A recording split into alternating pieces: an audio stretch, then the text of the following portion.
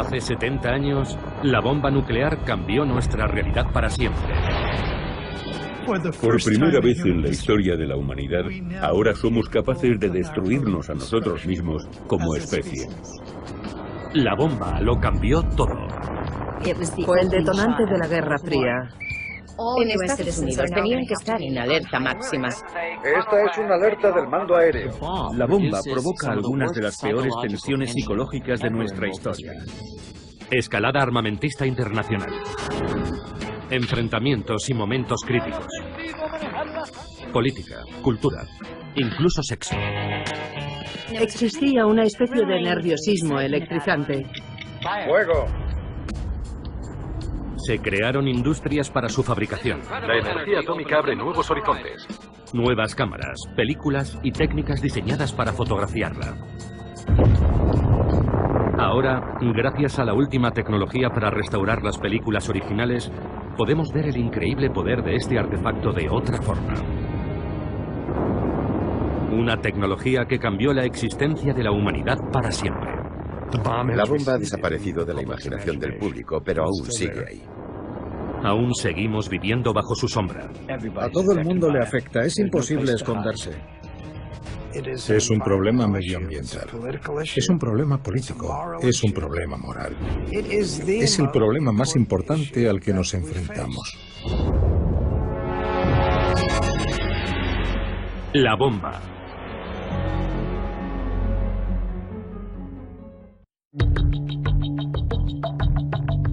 Apareció en el desierto de Nuevo México.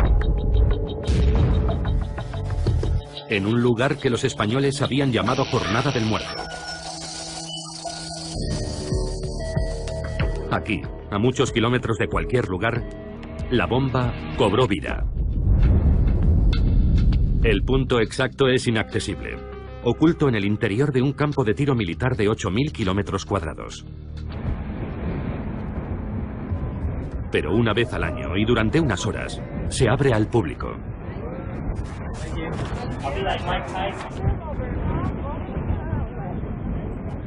Los visitantes llegan de todas partes, como peregrinos a un santuario, para posar en el punto exacto donde comenzó la era nuclear. Aquí comenzó la era moderna. Es eso, un punto de inflexión. Es la zona cero, donde ocurrió todo. Sí, eso lo cambió todo.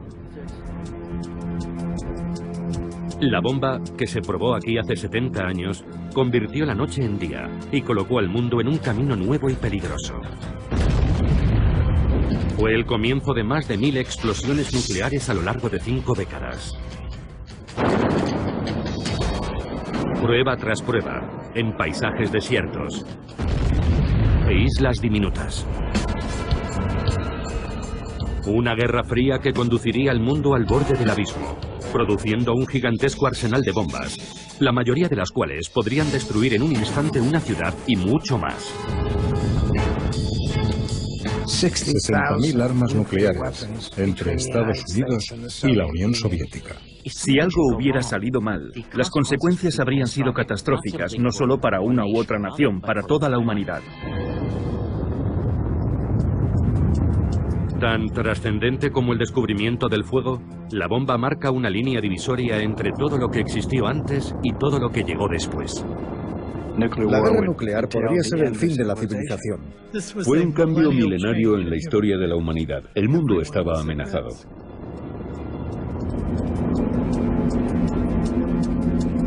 La fuerza que apareció por primera vez en este lugar. Un poder que supera a nuestra imaginación. ¿De dónde surgió? ¿Cómo empezó todo?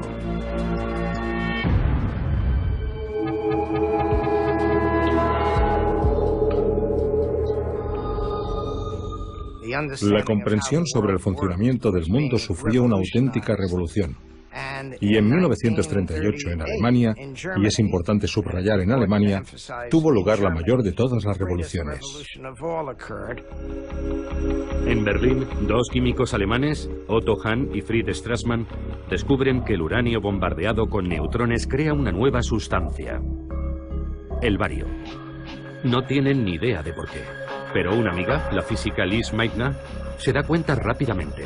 Han dividido el átomo de uranio. lo que ella llama la fisión nuclear. Meitner publica sus conclusiones en la revista Nature. La noticia empieza a difundirse entre la comunidad internacional de físicos. Las implicaciones del descubrimiento fueron evidentes para todos los físicos. Con una pequeña cantidad de material podías producir una cantidad enorme de energía. El momento no podía ser peor. La Alemania nazi se encuentra en su punto álgido. Adolf Hitler está a punto de iniciar la Segunda Guerra Mundial.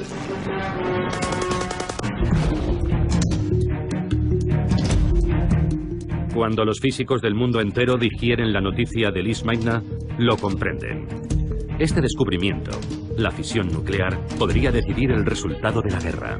El uranio es fisible, bombardeado con un neutrón, produciendo una enorme cantidad de energía. Mucha energía. según la ecuación de Einstein. E igual a mc cuadrado. Cualquier físico sabía En todo el mundo.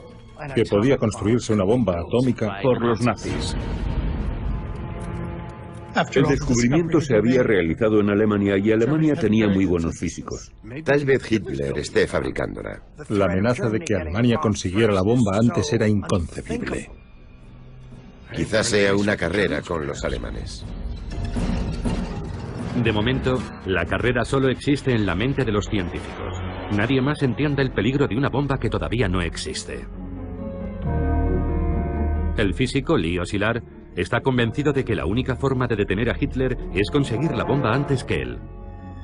Szilard escribe una carta, una advertencia sobre el peligro de la bomba atómica nazi.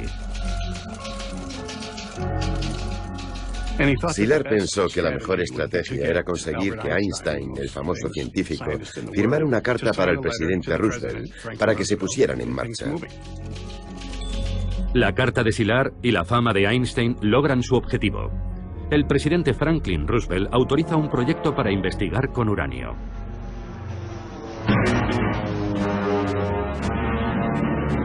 Dos años después, tiene lugar el ataque japonés sobre Pearl Harbor.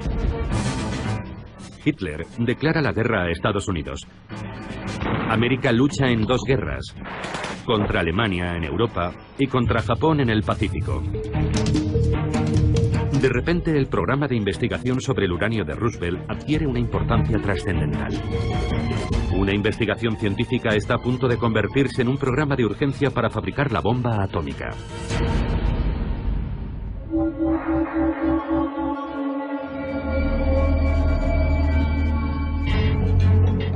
La bomba tenía sus raíces en muchos lugares, todos ellos controlados por el Cuerpo de Ingenieros del Ejército de Estados Unidos. En este edificio de Broadway, Nueva York, los ingenieros instalaron una oficina.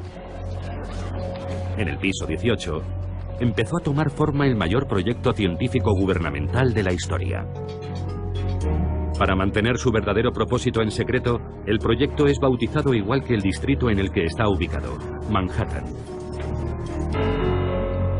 Al final, más de 500.000 de personas habrían trabajado para el proyecto Manhattan.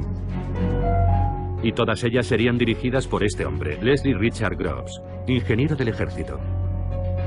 Groves había dirigido la construcción del Pentágono y de los campos de internamiento para japoneses estadounidenses. Ahora espera impaciente un nuevo paso en su carrera, un destino en el frente del Pacífico. Pero Groves recibe una sorprendente orden de su superior. Tengo un proyecto para ti. Y Groves comprende de qué se trata. Oh, no, eso no. Groves esperaba ir al frente y está muy decepcionado. El desarrollo de una bomba imaginaria basada en unas partículas invisibles que quizá nunca funcione parece un callejón sin salida para su carrera. Pero haces lo que te dicen y lo haces con todas tus capacidades. Puso el pie en el acelerador y nunca lo levantó.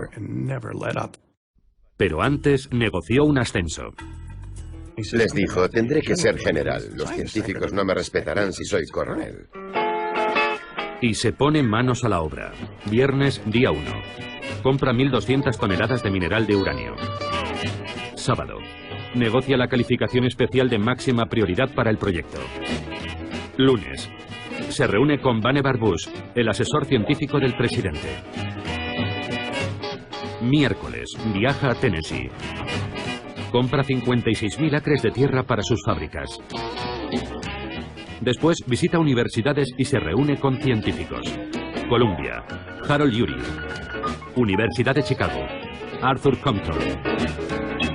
Berkeley, California, Ernest Lawrence. Y de vuelta a Washington. Groves ha puesto en marcha el que se convertirá en un vasto complejo industrial, en menos de 2 meses.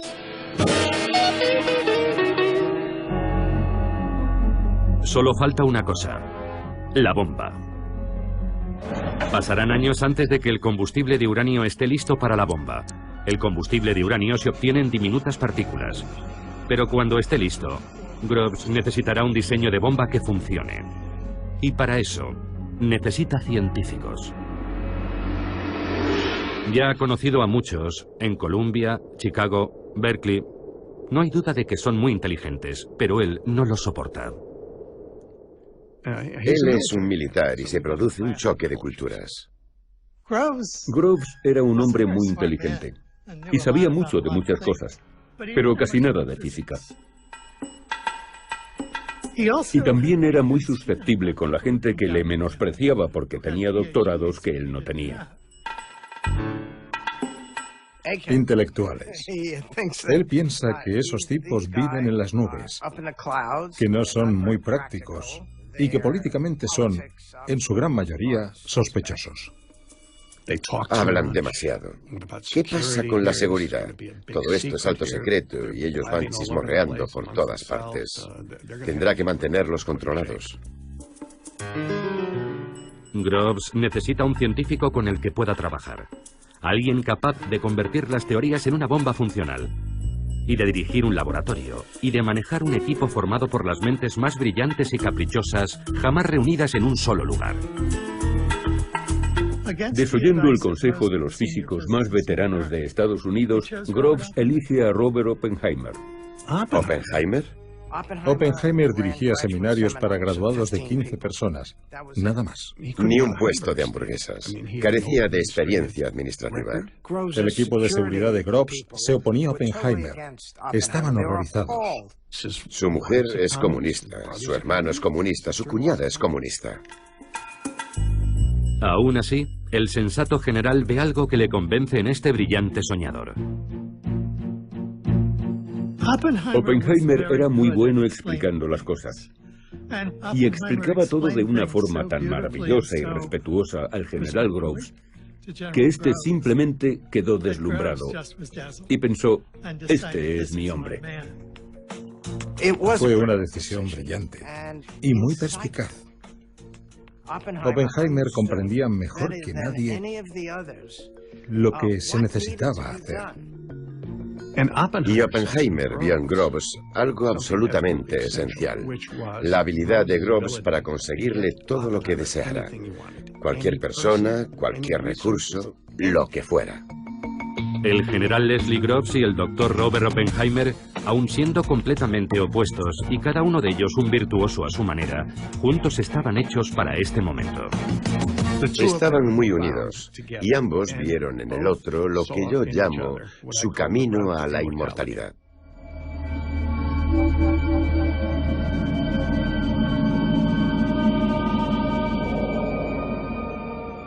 ...1942. Groves ha encontrado a su científico. Ahora necesita un tipo especial de uranio, el 235, el único material que puede producir una explosión atómica.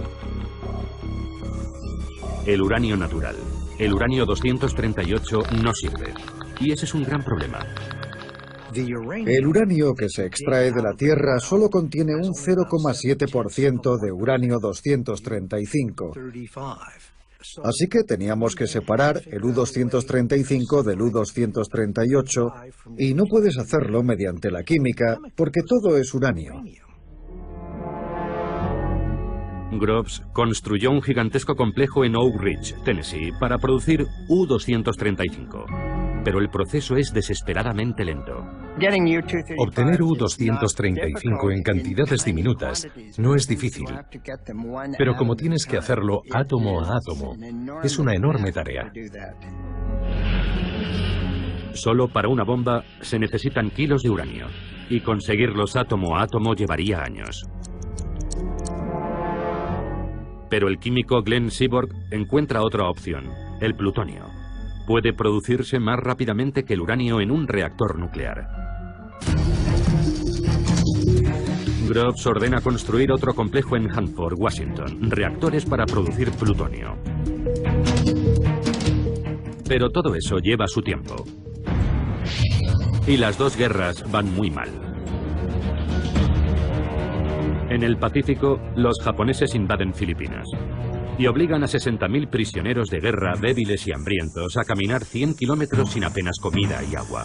Es la marcha de la muerte de Bataan. Si te detenías, te mataban. Si no podías dar un paso más, morías. ¿Y cómo te mataban? O te atravesaban con la bayoneta, o te disparaban, o te decapitaban. Dependía de cómo se sintieran.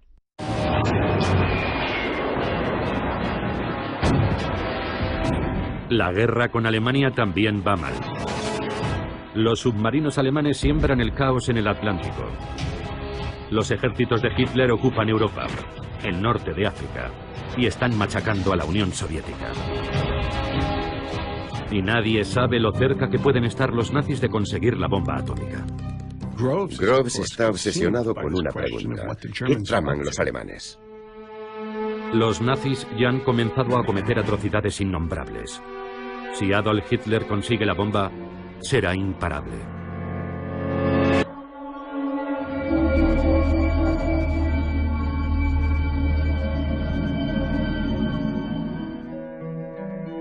La bomba había nacido en la mente de los hombres. Pero para fabricarla necesitaban estar aislados, libres de distracciones y el mayor secreto. Aquí, en lo más profundo de las montañas Hemet, podrían seguir sus pensamientos, hacer cálculos y resolver sus ecuaciones. Los Álamos, Nuevo México, el lugar donde trabajaron los científicos, fue creado por y para la bomba. Hoy solo quedan algunos restos de sus comienzos. Una vieja cantina. Barracones del ejército. La casa de Robert Oppenheimer. Y el edificio principal de lo que antaño fue un colegio privado para chicos. En 1942, Oppenheimer le dice a Groves que este es el lugar perfecto para el laboratorio secreto. En lo alto de una colina, en medio de un bosque nacional, con tan solo una línea telefónica conectada al exterior. Está aislado. Mantendremos a esos científicos lejos de todo a lo que están acostumbrados y así podremos vigilarlos. Y cerraron el colegio. ¡Bum! Podemos empezar ya. Oppenheimer debe convencer a algunos de los mayores talentos de Estados Unidos para que se trasladen a un lugar en mitad de la nada, a vivir tras las alambradas durante un tiempo indefinido. Un buen vendedor debía convencerlos para que fueran a los Álamos, y a Oppenheimer se le daba muy bien. Al final serían miles los reclutados para trabajar en la bomba. Hal Bell era ingeniero aeronáutico. Lily Hornin y su esposo Don eran científicos. Para todos, su incorporación al proyecto empezó con una conversación críptica y misteriosa. Había un comandante detrás del escritorio y dijo: tengo un trabajo muy elitista para vosotros, solo aceptamos voluntarios. Cuénteme más. Y dijo: no puedo. A Don le preguntaron: ¿te gustaría tener otro trabajo? Y dijo: cuéntame un poco más. Y él contestó: no puedo. Dígame dónde sería. No puedo. ¿En qué parte del país? ¿Norte, sur, oeste? No, no puedo decirle nada. Le pregunté: dígame lo que haría. No puedo. Yo le dije: si cree que voy a presentarme voluntario, está loco. No voy a arriesgar mi futuro por algo de lo que no sé absolutamente nada. Es ridículo. Y me dijo: Hornin, ¿has visto esos carteles en la oficina de correos en los que el tío Sam te señala con el dedo? A Don le pareció muy sensiblero, pero recibimos el mensaje. Al día siguiente estaba de camino a Oak Ridge.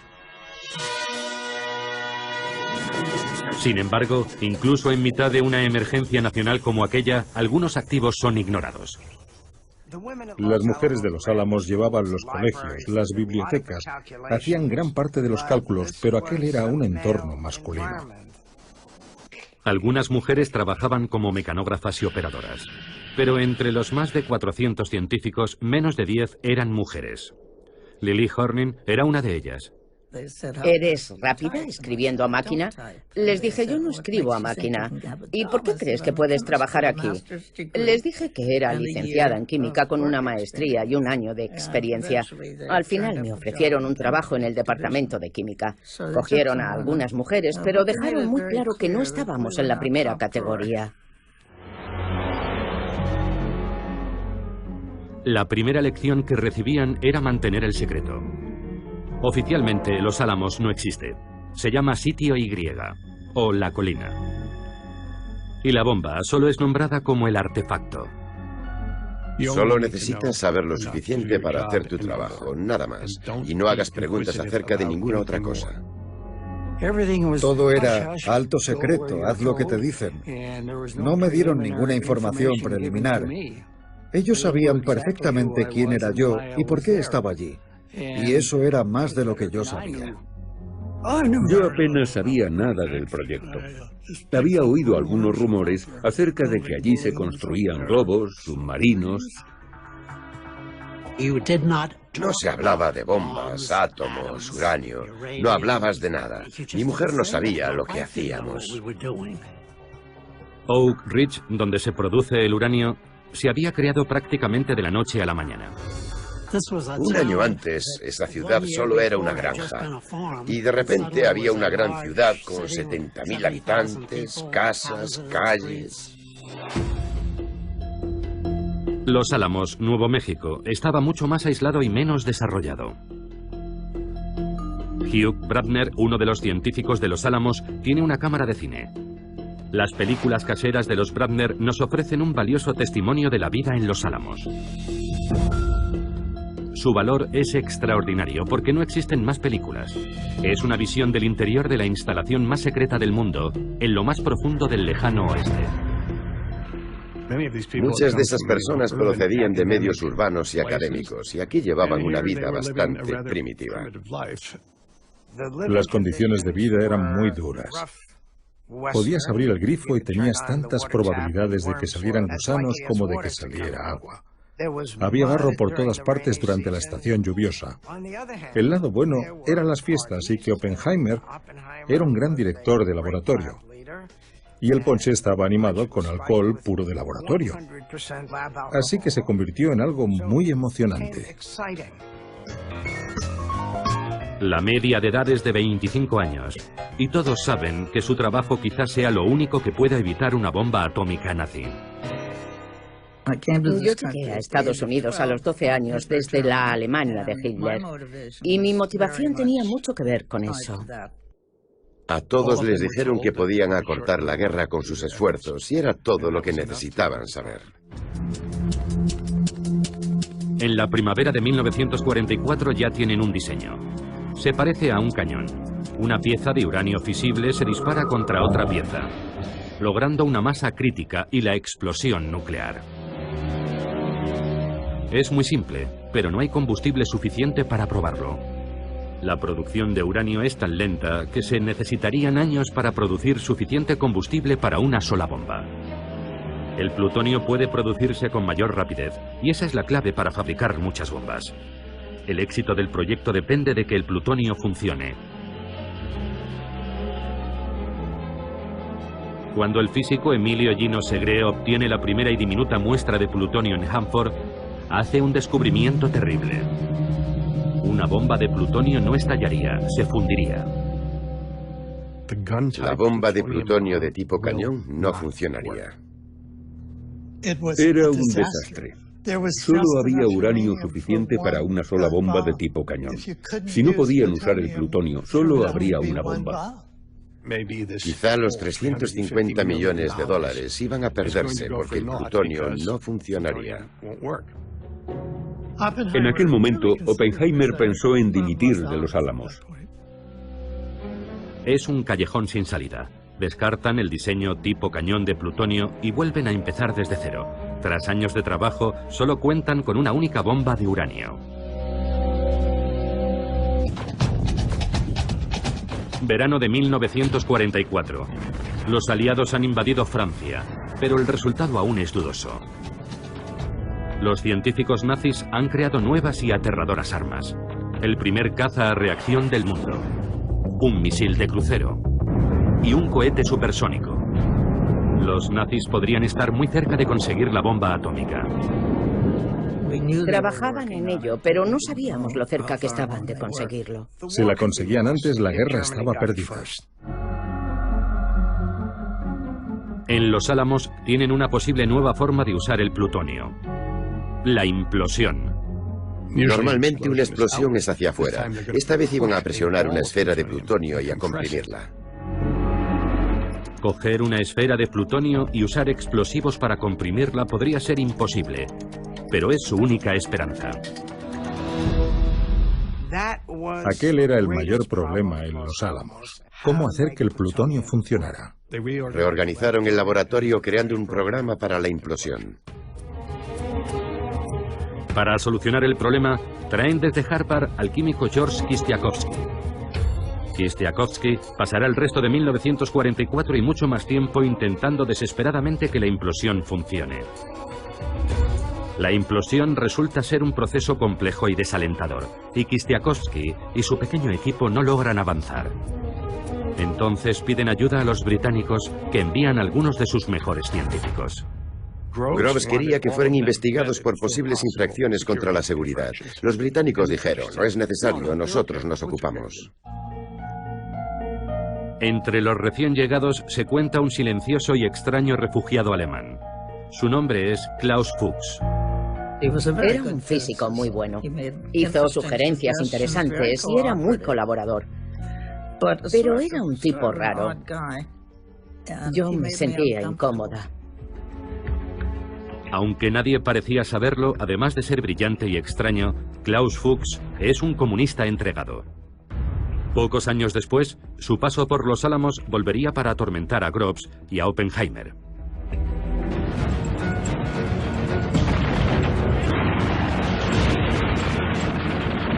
A comienzos de 1945, la guerra en Europa se encuentra en sus últimos meses. La Alemania nazi está siendo aplastada por estadounidenses, británicos y franceses en el oeste, y soviéticos en el este. En Los Álamos, el diseño de la bomba de uranio de tipo cañón está terminada, y solo falta el uranio. En verano habrá suficiente para una sola bomba. En cuanto a la bomba de plutonio, siguen trabajando en la implosión. Entonces, en abril, sucede la tragedia. Cuando supieron que su presidente había muerto, la gente corriente preguntó a la señora Roosevelt, ¿qué podemos hacer para ayudar? Ahora la máxima autoridad sobre la bomba recae sobre el nuevo presidente Harry Truman. Mis obligaciones y responsabilidades son claras, y las he asumido. Pero hay una enorme responsabilidad que no está nada clara. Increíblemente, Truman nunca ha oído hablar de la bomba. Acepta una responsabilidad de la que nunca había oído hablar. Roosevelt no se lo había contado. Truman, el vicepresidente durante 82 días, solo se había reunido una vez con Roosevelt para hacerse una fotografía. Por cierto, estás al mando de un proyecto que podría terminar con la civilización. Muchas gracias. En mayo, Alemania se rinde. La guerra en Europa ha terminado. Hitler y el miedo a la bomba nuclear nazi, las dos razones por las que nació el proyecto, han desaparecido.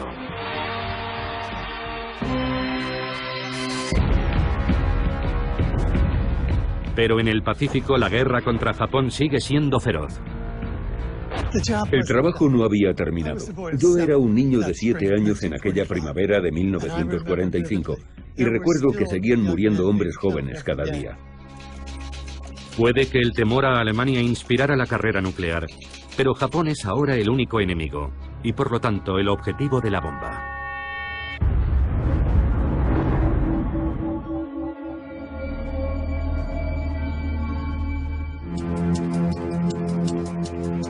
La primera bomba se llamó el artefacto.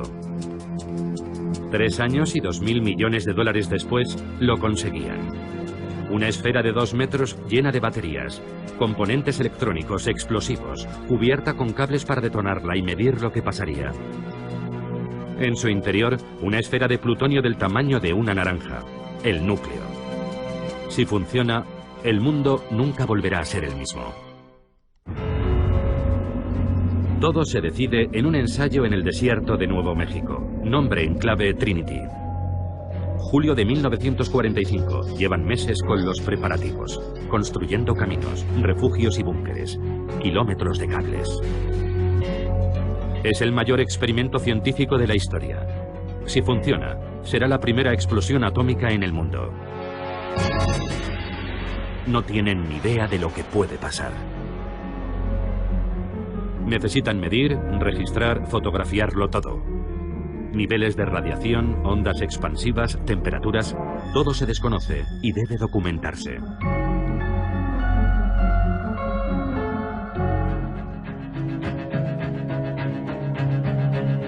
A miles de kilómetros, en Potsdam, Alemania, el presidente Truman negocia con Stalin. ¿Esconderá un as atómico en su manga? Todo depende del ensayo Trinity. Mientras, en Nuevo México, George Kistiakowsky ha descubierto un problema. Todo indicaba que la bomba sería un fracaso. Mientras lo vertían, el explosivo se había recalentado y podían haberse formado burbujas en su interior. Kistiakowsky decidió rellenar esas burbujas con explosivo líquido. Kistiakowsky tenía que agujerear el explosivo y rellenar cuidadosamente cada burbuja. El resultado dependía de su trabajo y no podían saber si funcionaría. Se realizó un ensayo el 14 de julio, una prueba con explosivo real que salió muy mal. Aquello hizo que todos se preocuparan aún más. El tiempo se agota. Lo único que pueden hacer es seguir y cruzar los dedos. Suben la bomba hasta lo más alto de una torre de acero de 30 metros. Colocan colchonetas debajo por si acaso. Miles de personas y años de trabajo corren peligro. La última pieza crucial, el núcleo de plutonio del tamaño de una naranja, una caja de 350 millones de dólares que es trasladada en coche desde Los Álamos. En Potsdam, Truman espera. La prueba está programada para esa misma noche. Empezó a llover y tuvieron que posponer la prueba. Había mucho nerviosismo. Casi todos los presentes tenían un nudo en el estómago por todos aquellos circuitos electrónicos. Había 1 millón de cosas que podían salir mal. El tiempo empeora, pero Groves se niega a rendirse. Y Groves se convierte en su propio meteorólogo y decide realizar la prueba a las 5:30. Parecía que podía aclarar lo suficiente para realizarla.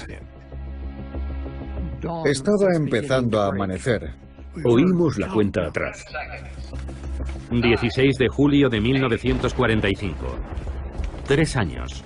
Cientos de miles de personas. El futuro de Groves y Oppenheimer. Sus carreras están en juego. Se han gastado 2.000 millones. Ciencia teórica. Un presidente esperando. La posibilidad de poner fin a la peor guerra de la historia. ¿Funcionará?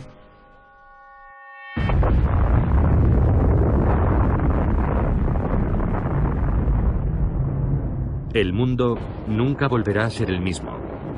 Ninguno de los allí presentes lo olvidará jamás. No podía creer que lo hubiera visto con los ojos cerrados. Fue la visión más increíble que he visto en toda mi vida. Al principio era de un resplandeciente color blanco y amarillo. Después cambió a rojo, naranja, púrpura, azul.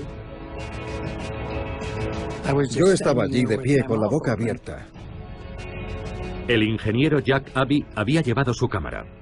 Abrí el diafragma al máximo. La instantánea de Jack Abbey es la única fotografía en color correctamente expuesta de aquella noche.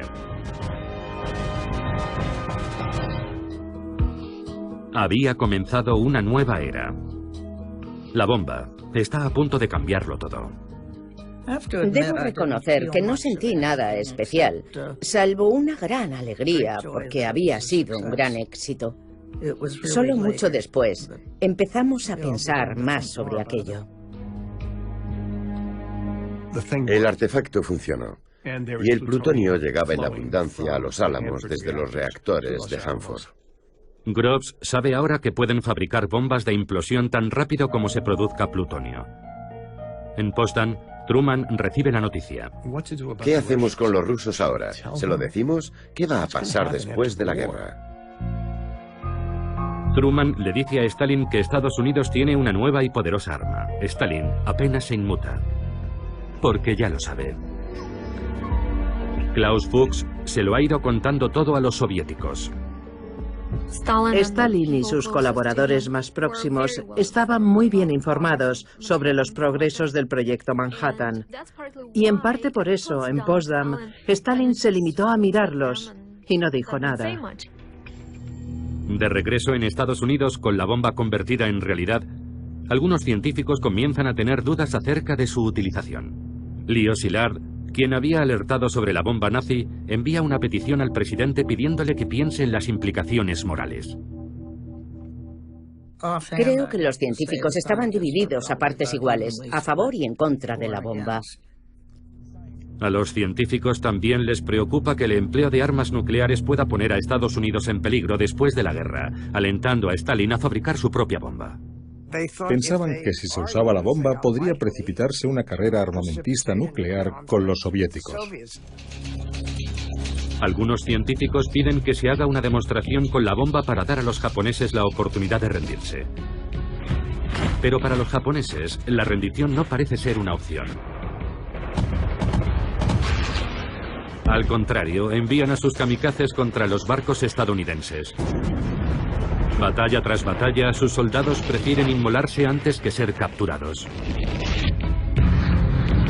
Estados Unidos comienza a atacar sus ciudades con bombas incendiarias. 100.000 japoneses mueren en una noche solo en Tokio. Han perdido la guerra, pero siguen negándose a rendirse. El siguiente paso parece inevitable: invadir Japón. Probablemente mueran miles de estadounidenses y puede que millones de japoneses. Para Harry Truman, la bomba es, con diferencia, el mal menor. Me enfrento a una invasión terrestre de Japón. Así que si hay algo que pueda acabar con la guerra antes de llegar a eso y evitarlo, adelante. El 26 de julio los japoneses reciben un ultimátum. O se rinden incondicionalmente o serán destruidos. A los japoneses no les interesa una rendición incondicional.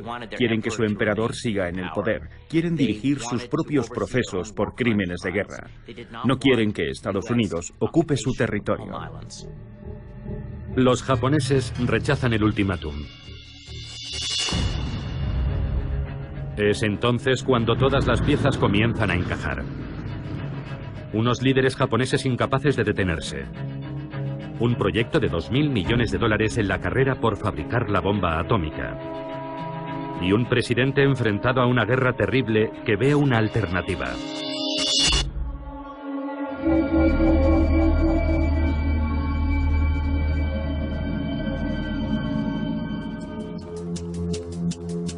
Lo que sucede a continuación, el lanzamiento de 2 bombas atómicas sobre Japón en agosto de 1945, se convertirá en la decisión más controvertida de Estados Unidos. Increíblemente, 70 años después, las evidencias sugieren que en realidad el presidente nunca dio la orden. Quizá una vez fabricada la bomba, fuera más difícil detenerla que lanzarla. Existe un debate acerca de si Truman autorizó realmente o no el uso de la bomba. Y mi opinión es que él nunca lo hizo, que la inercia era tan grande que Truman, nuevo en el cargo, decidió no interferir con los planes en curso. En la isla Tinian, en el Pacífico, la bomba de uranio apodada Little Boy está lista. No se ha probado, pero es tan sencilla que están seguros de que funcionará. La bomba es cargada en el B-29 Enola Gay. El 6 de agosto, pocas horas antes del amanecer, despega el bombardero. Volará 2.500 kilómetros a través de la noche. A las 8:15 de la mañana lanza la bomba sobre Hiroshima. La bomba es ahora dueña de su destino. Cuando llega a los 600 metros, explota. La bola de fuego de 500 metros de radio alcanza una temperatura de 10.000 grados. Todo lo que está cerca de su centro se volatiliza. La onda expansiva destruye edificios, arrasándolo todo a su paso. Prácticamente todo, en un radio de 2 kilómetros, queda completamente destruido. Solo están en pie algunas estructuras de hormigón. Allá donde algo o alguien absorbe el calor, queda una sombra.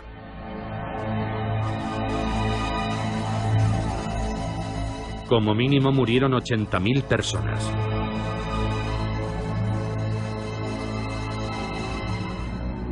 Otros bombardeos habían matado a más gente. La novedad de Hiroshima es lo fácil que ha sido. Un avión. Una bomba. A pesar de todo, incluso después de aquello, los japoneses no se rinden. La conmoción tras la primera bomba no fue suficiente. Al principio ni siquiera aceptaban que Hiroshima hubiera sido bombardeada. Los japoneses tenían su propio plan para acabar con la guerra. Mantenían conversaciones secretas con los soviéticos, con la esperanza de que los rusos rompieran su acuerdo con Estados Unidos. Querían una rendición condicional. 2 días después, la Unión Soviética declara la guerra a Japón. Las negociaciones que esperaba Japón para una rendición condicional están rotas. Aún así, sigue sin haber señales de rendición. El nivel de resistencia en el gobierno japonés era muy difícil de entender. Era muy grande. En Tinian, los soldados preparan la siguiente bomba, apodada Fat Man, mientras el presidente Truman se dirige a la nación. Si no aceptan nuestras condiciones, pueden esperar una lluvia de destrucción desde el aire como la que nunca se ha visto en esta tierra. El 9 de agosto despega un B-29 con la bomba Fat Man a bordo. El objetivo es Kokura. Pero las nubes ocultan Kokura y el avión cambia de rumbo hacia un objetivo alternativo. Miles de personas se han salvado gracias a la nubosidad. Otras morirán en su lugar. La segunda ciudad alcanzada por la bomba atómica no será Kokura, sino Nagasaki.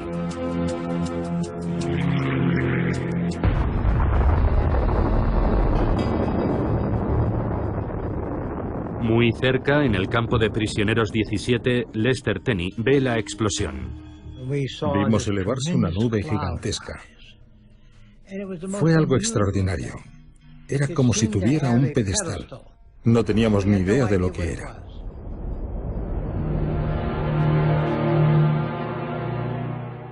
$70.000 personas murieron. Pero a pesar de la invasión soviética y las 2 bombas, los líderes japoneses seguían negándose a aceptar la rendición. Los rusos les invaden y aún así no se rinden. Cuando lanzan la segunda bomba, el emperador decide rendirse. Incluso entonces el ejército japonés se niega. Nada habla a favor de los japoneses. Nada. El emperador y sus consejeros despreciaban totalmente las vidas de los ciudadanos que se habían perdido. Les traía sin cuidado el sufrimiento que estaba padeciendo su pueblo. Mientras los líderes japoneses intentan tomar una decisión, Groves planea más ataques nucleares. Las órdenes relativas a las bombas son seguir usándolas en cuanto estén listas. Esa es una frase muy importante, es decir, lanzar otra bomba tras Nagasaki si es necesario, y otra bomba después de esa si es necesario, y otra después. Lanzarán bombas atómicas tan pronto como sean construidas, 3 o 4 al mes. Al final Truman dijo, basta. Ni una bomba más hasta que el presidente lo autorice. Por fin, un día después de Nagasaki, Japón acepta rendirse con una condición: conservar a su emperador. Esta tarde he recibido la rendición incondicional de Japón. Truman la acepta, pero la califica de incondicional. Esa era la esperanza de Japón, una rendición condicional para tener algo que decir en cómo sucedería. En el campo de prisioneros de guerra 17, los prisioneros notan que pasa algo, pero no saben qué. Lester Tenney hace un osado experimento: hablar con un guardia sin hacerle una reverencia. Si veías a un soldado japonés a 2 calles de distancia, tenías que detenerte, ir hacia él y hacer una reverencia. O te golpeaban. Yo salí y vi a un soldado japonés muy cerca. Me acerqué a él y en mi mejor japonés le dije: Konnichiwa, Tomodachi. Y no me paré ni le hice la reverencia. Él se puso en posición de firmes y 5 o 6 segundos después se inclinó ante mí. Se inclinó ante mí. La guerra ha terminado. La guerra había terminado. Así de fácil. El 2 de septiembre de 1945, Japón firma los documentos de su rendición. La Segunda Guerra Mundial ha terminado. La guerra había terminado. Nos sentimos muy aliviados. Es oficial, la guerra ha terminado y la victoria es nuestra.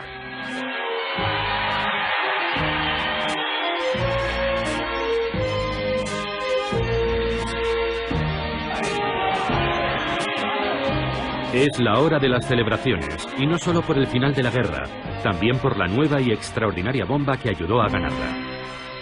Tras muchos años en secreto, el artefacto se convierte en la gran noticia. De repente no solo es público, también está en todos los periódicos. Compré media docena de periódicos de todo tipo, pero fue un auténtico shock. Es una era completamente nueva, la era atómica, con una historia propia sobre su génesis. Ciudades secretas, fábricas gigantescas. El genio y el general pasan a formar parte de la cultura popular. Y la prensa enloquece. La era atómica entra en el umbral de la historia. Y se descubre el pastel. ¿Qué opina de la bomba a Japón? Era nuevo. Un invento americano. Jóvenes y brillantes científicos son llamados a filas. El laboratorio de los Álamos. Un laboratorio secreto en Nuevo México y trabajo, trabajo y más trabajo. Aquí está, general. Plutonio. Uranio. Liberando una fuerza inimaginable. La energía básica del universo. Y en el centro de todo, Oppenheimer. El padre de la bomba atómica. Un hombre famoso en Estados Unidos. Más que Einstein. El triunfo de la bomba. Ganar la guerra con la ciencia parece la historia perfecta del éxito americano. Menos mal que se lanzó, acabó con la guerra, salvó vidas. Fin de la historia.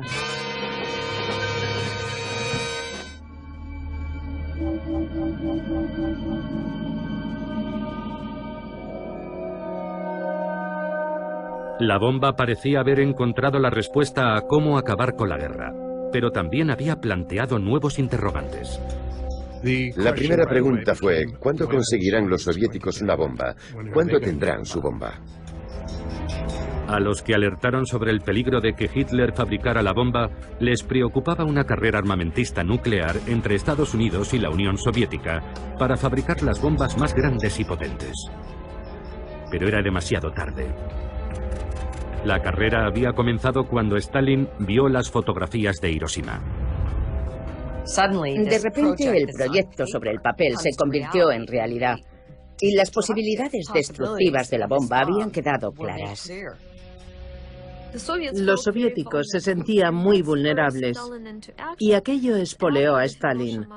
Tras los bombardeos de Hiroshima y Nagasaki, Stalin crea un programa urgente para crear un arma nuclear soviética.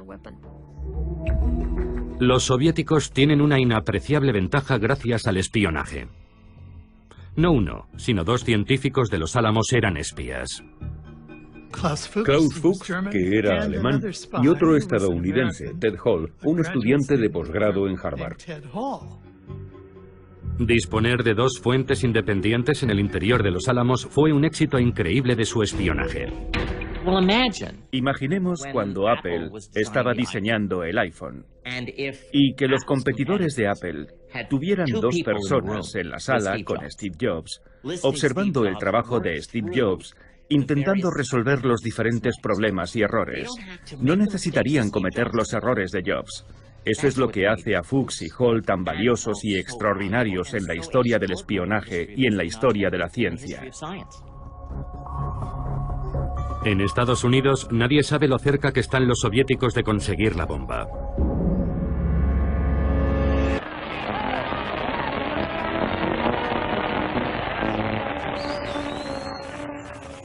Cuando la guerra termina, los estadounidenses vuelven a la normalidad y disfrutan de la paz. Pero la bomba atómica es una incógnita que planea sobre su futuro.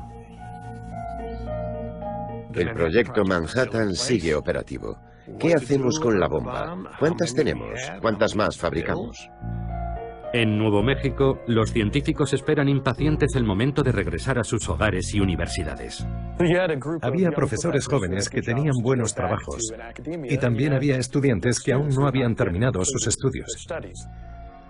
Hay que recordar que vivían en pequeñas cabañas de madera con estufas de carbón, que la comida era mala y que las calles estaban llenas de barro. En cuanto la guerra terminó, todo el mundo se marchó. La ciudad pasó de tener 3.000 o 4.000 personas a 1.000 en cuestión de semanas. Robert Oppenheimer, cuya visión creó Los Álamos, es uno de los que se marcha. El laboratorio que él había construido parecía destinado a desaparecer. Hace 70 años, la bomba nuclear cambió nuestra realidad para siempre. Por primera vez en la historia de la humanidad, ahora somos capaces de destruirnos a nosotros mismos como especie. La bomba lo cambió todo. Fue el detonante de la Guerra Fría. En Estados Unidos tenían que estar en alerta máxima. Esta es una alerta del mando aéreo. La bomba provoca algunas de las peores tensiones psicológicas de nuestra historia. Escalada armamentista internacional. Enfrentamientos y momentos críticos. Política, cultura, incluso sexo. Existía una especie de nerviosismo electrizante. ¡Fuego! Se crearon industrias para su fabricación. La energía atómica abre nuevos horizontes. Nuevas cámaras, películas y técnicas diseñadas para fotografiarla. Ahora, gracias a la última tecnología para restaurar las películas originales, podemos ver el increíble poder de este artefacto de otra forma. Una tecnología que cambió la existencia de la humanidad para siempre. La bomba ha desaparecido de la imaginación del público, pero aún sigue ahí. Aún seguimos viviendo bajo su sombra. A todo el mundo le afecta, es imposible esconderse. Es un problema medioambiental, es un problema político, es un problema moral. Es el problema más importante al que nos enfrentamos. La bomba.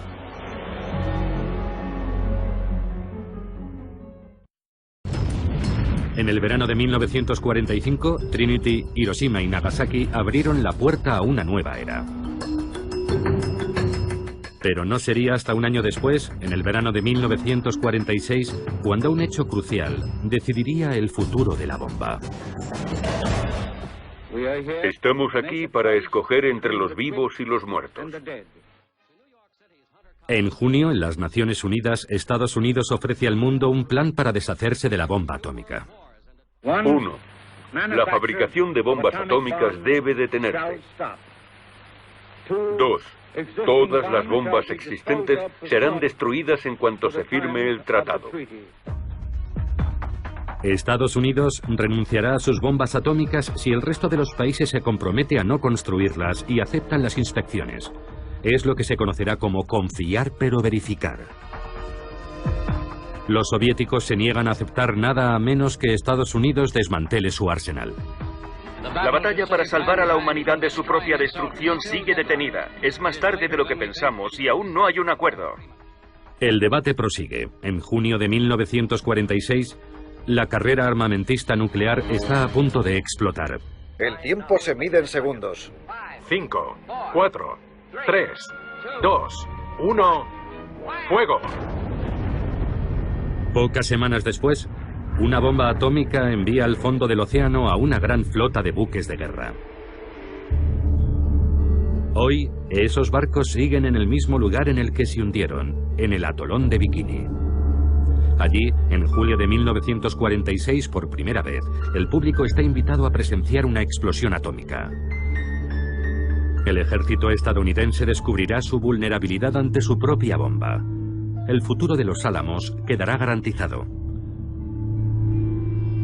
Todo ello como resultado de un acontecimiento llamado Crossroads, encrucijada.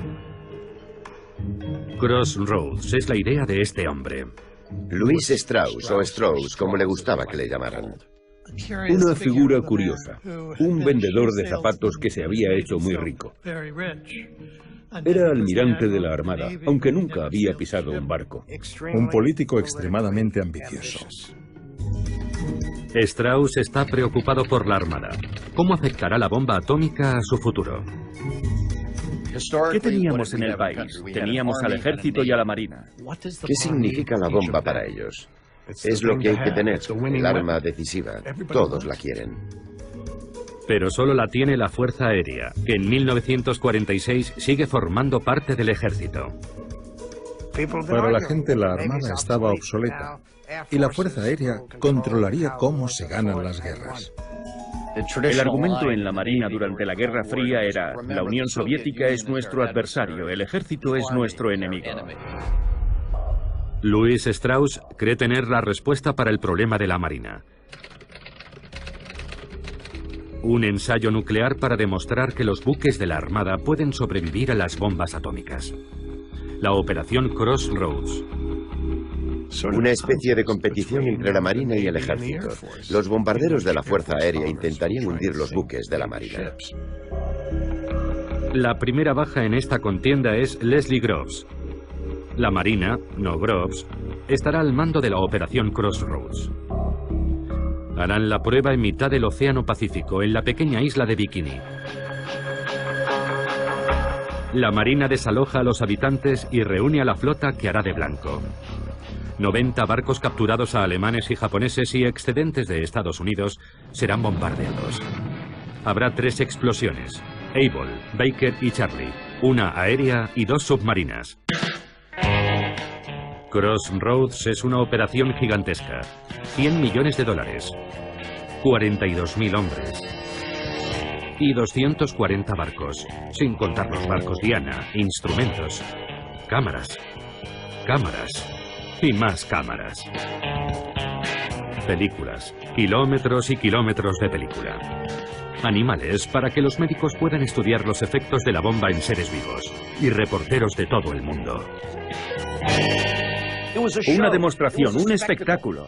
Al final todo está listo. Ha llegado el día de Able. 1 de julio de 1946. Comienza el espectáculo. El bombardero El Sueño de Dave ruge al despegar. Para la primera prueba, Able se lanzará la bomba desde un avión. La escotilla de lanzamiento se abre. El avión se aproxima y lanza la bomba.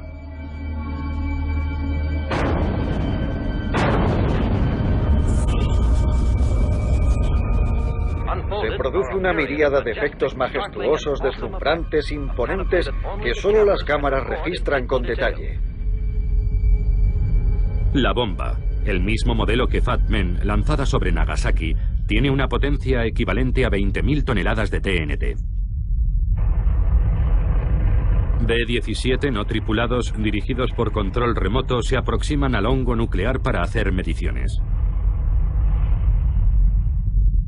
Es la primera explosión nuclear presenciada por el público. Pero el público está a 30 kilómetros.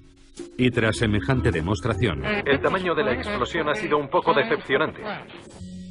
No podías ver los aviones volando y la primera reacción fue: ¿eso es la bomba atómica? No era para tanto. 3 semanas después, la segunda prueba, Baker. Esta vez la detonación será submarina. Los científicos creen que es una pésima idea. Advierten de que la detonación bajo el agua creará una mezcla explosiva de radioactividad. liberando plutonio suficiente como para envenenar a todas las Fuerzas Armadas de Estados Unidos. Sabían qué pasaría en una explosión submarina, que contaminaría mucho, pero imagino que Blandy no los escuchó. El almirante de navío William Blandy es el hombre al mando de la operación Crossroads y tiene un problema de relaciones públicas. No soy un playboy atómico como algunos me han llamado. No lances las bombas por capricho personal. Para muchos es un despilfarro. La bomba no iniciará una reacción en cadena en el agua, convirtiéndola en vapor y dejando a todos los barcos en el fondo de los océanos. Hubo una presión tremenda por parte de la Marina para convencer al público de que la prueba merecía la pena. El atolón Bikini y el día Baker. La explosión submarina de la quinta bomba atómica. La bomba y los instrumentos están preparados. A bordo del buque de lanzamiento están en máxima tensión. 5 circuitos de radiocontrol provocarán la detonación en este preludio de la guerra de los botones. 3, 2, 1, fuego.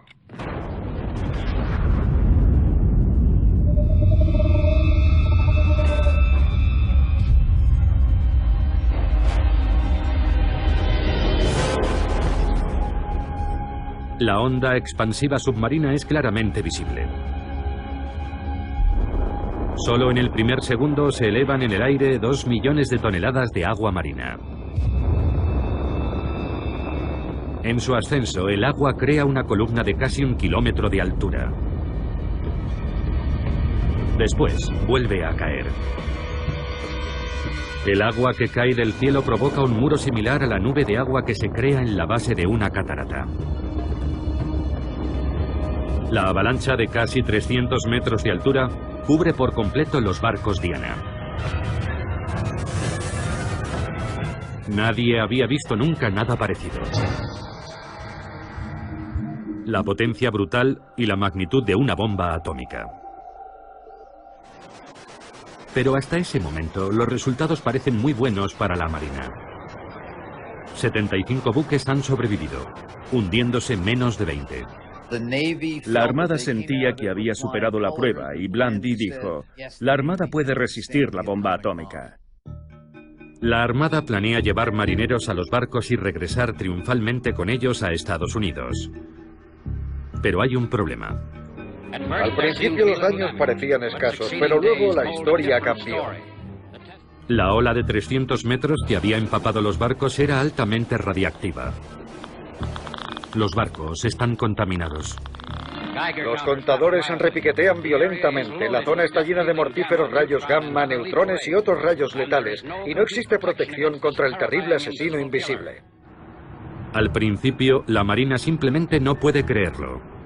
No puedes oler la radiación ni sentirla, y aquellos marinos de la Armada volverían a sus barcos sobreviviendo a la bomba.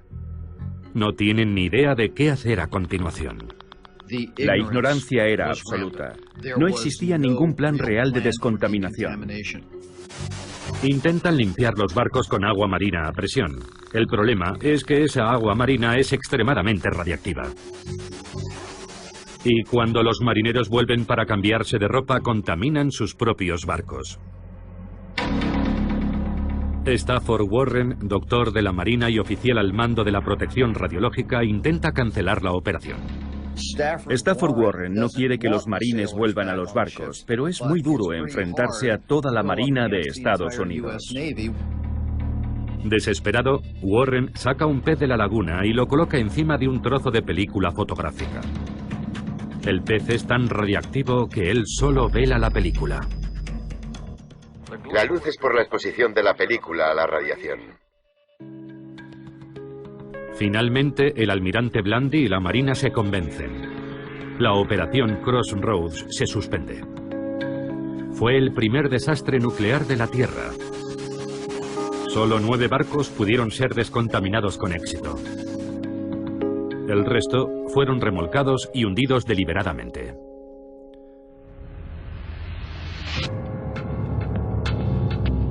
La Fuerza Aérea seguirá siendo de momento la principal poseedora de la bomba. La operación Crossroads resultó ser beneficiosa para los Álamos. Dudo que el laboratorio hubiera seguido operativo mucho tiempo si no hubiéramos tenido un cliente. Pero la Armada nos encargó un trabajo y mantuvo el laboratorio en marcha en momentos de gran incertidumbre. Después de julio de 1946, el laboratorio siguió creciendo, construyendo y probando más y más bombas durante las siguientes décadas.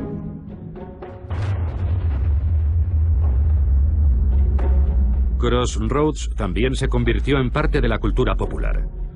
Incluso hoy, el lanzamiento Baker continúa siendo la imagen más duradera del poder de la bomba atómica.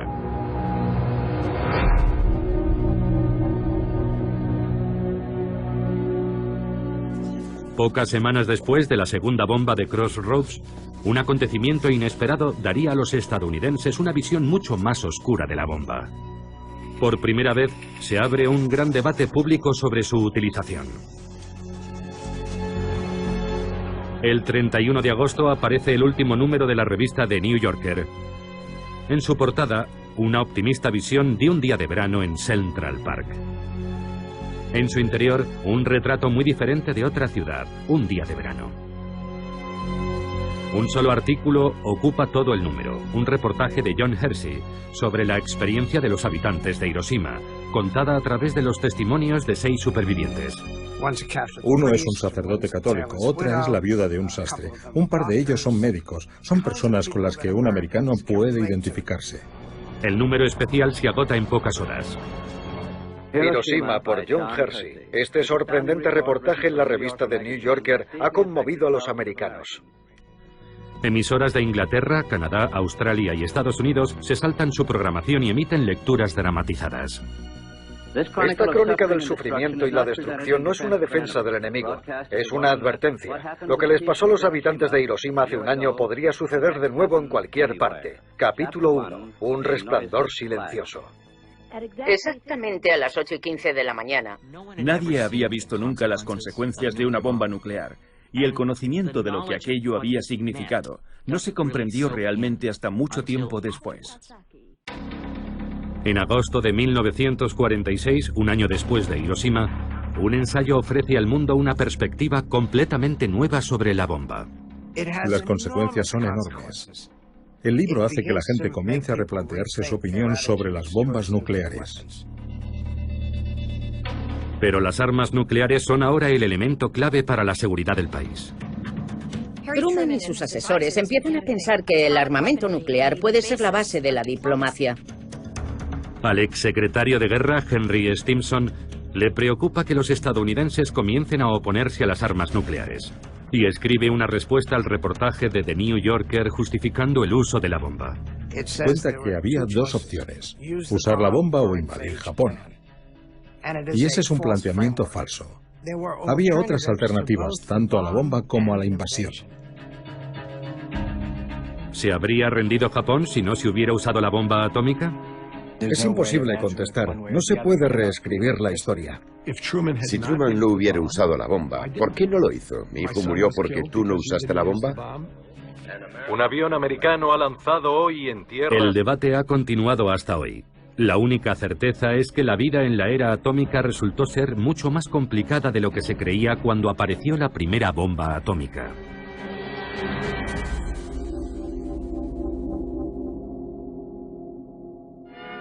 Sí, el átomo pronto iluminará nuestras ciudades y nos ayudará a fabricar electrodomésticos más fiables e indispensables. El público visitó la exposición atómica para comprenderlo. La bomba poseía cierta mística, tanto aterradora como estimulante. Existía otra faceta de la era atómica, los rayos X y la medicina, la energía atómica y todas esas cosas que iban a contribuir a una vida mejor. El átomo ha llegado a la ciudad. Atomic power was given by the mighty hand of God. Atomic power, atomic power. ¿Y los electrodomésticos funcionarán con energía atómica? Esta prosperidad la alimenta un metal más precioso que el oro y la plata. Hay uranio en las colinas. Protegerá su salud, mejorará sus alimentos, le proporcionará productos más baratos y una mayor seguridad. Hiroshima and Nagasaki paid a big price for their sins. When scourged from the face of earth, their battle could not win. El átomo pacífico ya no es un sueño de laboratorio, es algo que ya está aquí, produciendo milagros. ¿Esta máquina también funcionará con energía atómica? Como si funciona con queroseno, mientras yo sea el que dé al interruptor. Con el uso creciente de la energía atómica, más ciudades se convertirán en ciudades atómicas. Una parte de la primera era atómica sigue hoy igual de fuerte. ¿De dónde viene el bikini? El creador del bañador lo diseñó 4 días después de los ensayos en la isla Bikini, debido a su peligroso potencial explosivo.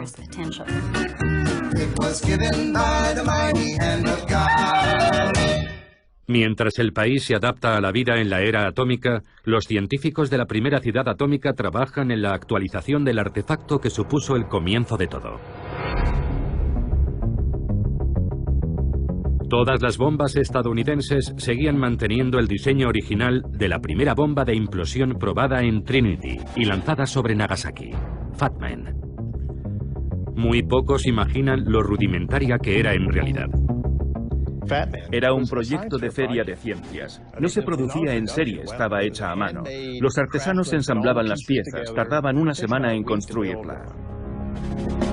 2 años después de Crossroads, tenían un nuevo diseño que probar. Se realizarían 3 ensayos en la isla del Pacífico de Enewetak. Sandstone era el nombre en clave de la operación. La operación se componía de 3 pruebas, rayos X, Yoke y Zebra, y en cada una se probaría un diseño diferente de bomba. Pero esta vez el público y la prensa no están invitados. 5, 4, 3, 2, 1.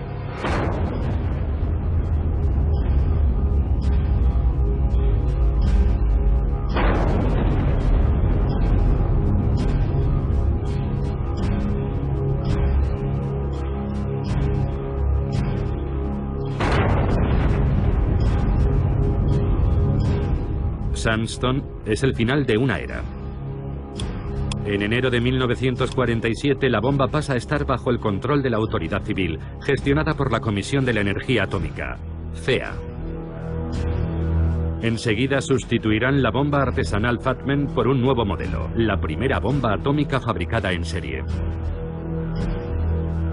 Se crea un nuevo laboratorio para fabricar las bombas que los Álamos diseñan.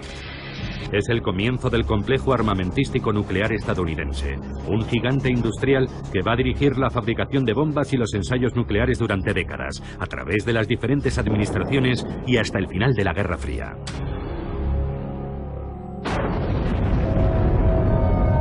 Un año después de Sandstone hay una nueva prueba nuclear.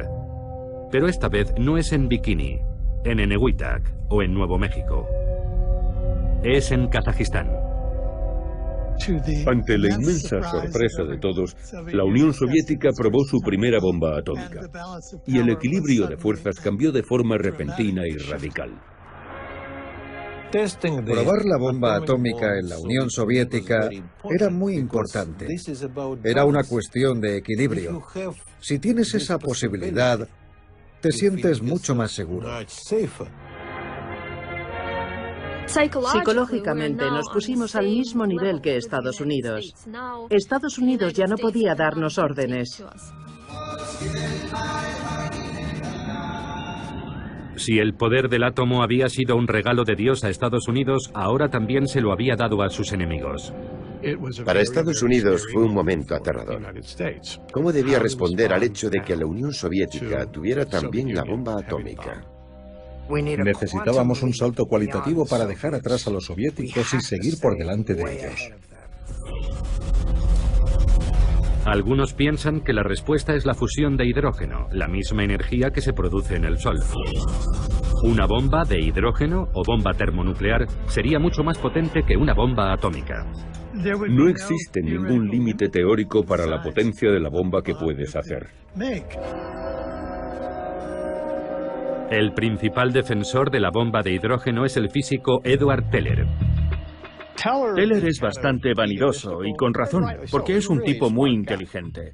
Pero es muy difícil llevarse bien con él. Era muy creativo. Cuentan que tenía 10 ideas nuevas cada día. Una idea al mes está muy bien, pero él tenía 10 cada día. Siempre estaba dando vueltas a la idea de avanzar un paso más, desde la bomba atómica hasta la bomba termonuclear. Yo creo que tuvo mucho mérito que insistiera en ello y que lo defendiera. Pero nadie sabe cómo fabricar una bomba de hidrógeno. Incluso podría ser algo imposible de fabricar. Sabíamos hacer bombas atómicas, podíamos llenar almacenes, pero no sabíamos hacer bombas de hidrógeno. ¿Por qué dejar de producir algo seguro para hacer algo que no sabes si funciona? Es más, algunos científicos creen que ha llegado el momento de salvar al mundo, decidiendo parar. Podría haber sido un punto de inflexión. Podemos buscar la bomba de hidrógeno, pero no tenemos que hacerlo. Podemos enviar un mensaje positivo a la comunidad internacional y presionar a los soviéticos para que no sigan construyendo armas nucleares. Podemos dar un buen ejemplo. 2 meses después de la bomba atómica soviética, un comité dirigido por Robert Oppenheimer se pronuncia de forma unánime en contra del programa de urgencia para la bomba de hidrógeno. Louis Strauss y Edward Teller están furiosos. Pero la última decisión corresponde al presidente Harry Truman. La bomba de hidrógeno implicaba que Estados Unidos se impusiera límites sin tener capacidad para controlar a los soviéticos. Los soviéticos habían demostrado que podían construir la bomba atómica. Aquello suponía asumir un grave riesgo para el presidente.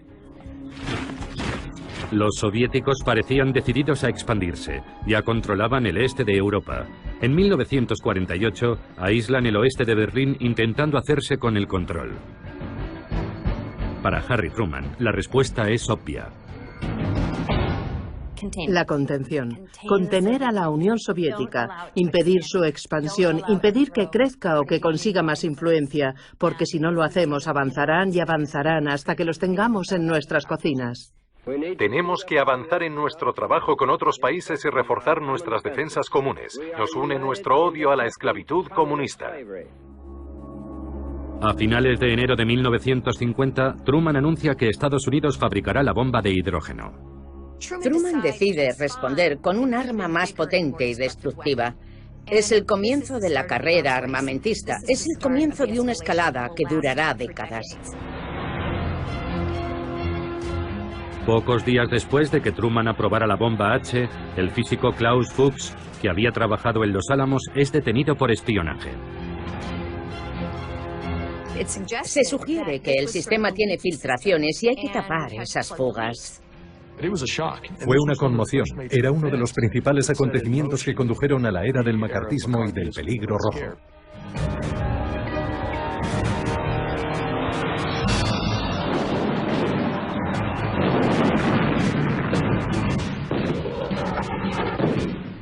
Cinco meses después, el Estado comunista de Corea del Norte, ayudado por la Unión Soviética, invade Corea del Sur, un país aliado.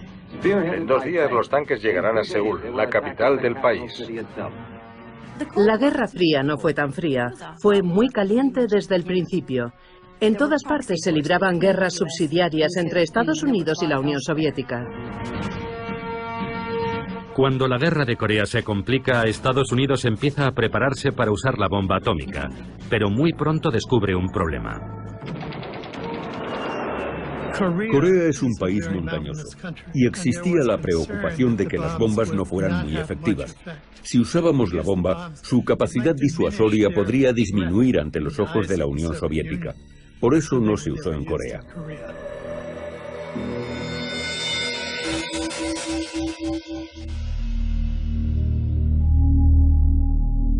La guerra de Corea se eterniza y los soviéticos siguen haciendo pruebas atómicas con bombarderos.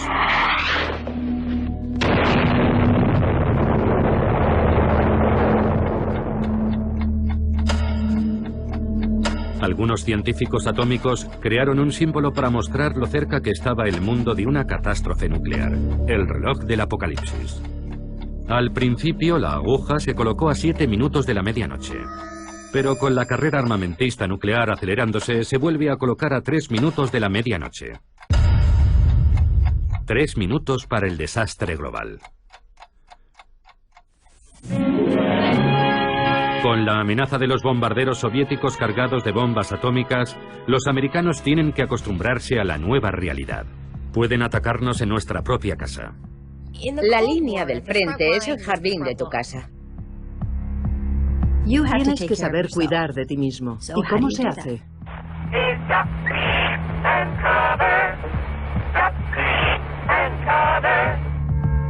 Puedes esconderte bajo el escritorio, refugiarte en el sótano y sobrevivir a todo esto. Nuestro Congreso deja la responsabilidad en la iniciativa personal.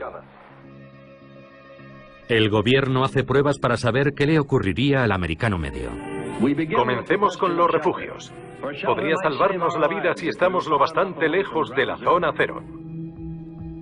Colocaron a una familia de maniquís vestidos con ropa de JCPenney dentro de una casa típica de los suburbios. La amueblaron, llevaron comida, latas de conservas y la volaron. 5, 4, 3, 2, 1.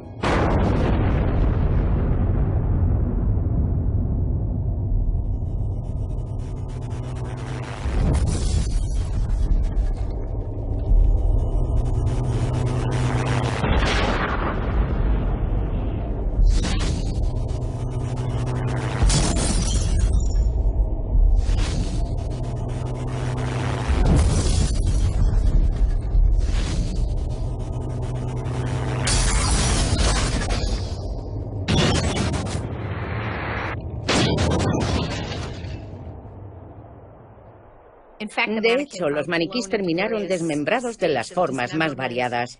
Pero la lección que Defensa Civil extraía de todo eso era que si tomabas las debidas precauciones, podías sobrevivir.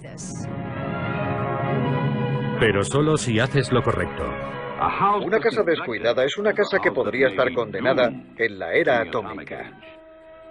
Este es el resultado del ensayo de Defensa Civil para descubrir los efectos de una explosión atómica. La casa de la derecha es un horror. Madera vieja y sin pintar. Observen todos esos papeles, hojas y basura en el patio. Señales de una casa carente de cuidados. La casa de en medio perfectamente cuidada con el patio limpio. Veamos lo que sucedería en un ataque.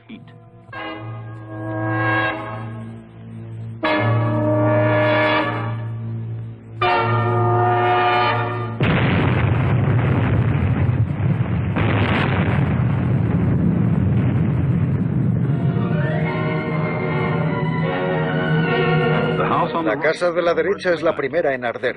La basura es la mecha que hace arder la madera seca. La falta de limpieza doméstica ha condenado a esta casa a la destrucción. La casa de en medio, limpia, pintada y arreglada, tras el mismo ataque atómico, no llega a arder. La idea era que si limpias tu patio y no hay basura ni nada parecido, tú también puedes sobrevivir a una explosión nuclear. Es tu elección. La recompensa podría ser la supervivencia. Y es tu responsabilidad, no la del gobierno. El gobierno no puede hacerlo por ti, tú tienes que cuidar de ti. Y si no lo haces, si resultas herido, es tu culpa. Aunque limpiar podría no ser suficiente. Quizá tenga que hacer algunas reformas. Bueno, me alegro de que bajéis a ver mi refugio nuclear. Anoche acabé de pintarlo. Esta habitación puede usarse para otras cosas. Sí, Walt. Puedes usarla como dormitorio de visitas. Supuso el comienzo de un proceso de militarización en el que todo el mundo debía estar preparado. Los techos y muros gruesos protegen de la radiación. Cuanto más gruesos, mejor. La cultura de la preparación. Bien, ya está terminado mi refugio atómico. ¿Qué es en realidad la defensa civil? Es un teatro doméstico con propósitos diplomáticos. La defensa civil reforzaba la idea de que las armas nucleares eran la base de la política exterior americana, y en ese sentido era útil. Aprenderemos a salvar vidas y no os merecerá la pena lanzarnos vuestras bombas. Si nuestro enemigo cree que la sociedad puede sobrevivir, eso significa que nuestra amenaza de usar armas nucleares es más creíble.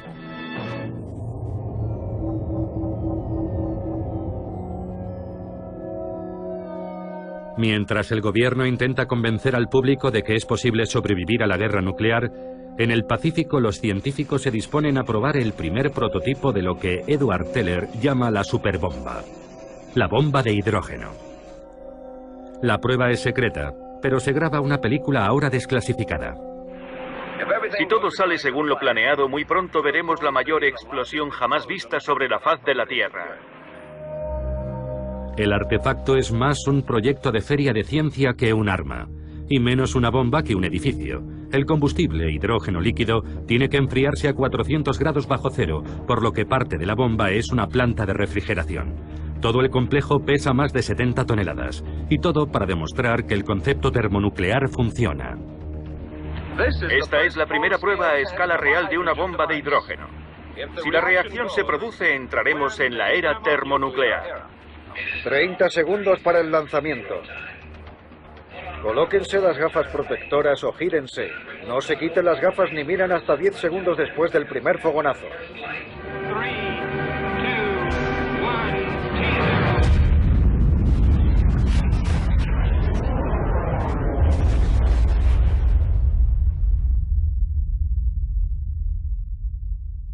La potencia de la explosión es similar a la de 10 millones de toneladas de TNT. Es 600 veces más potente que la bomba que destruyó Hiroshima.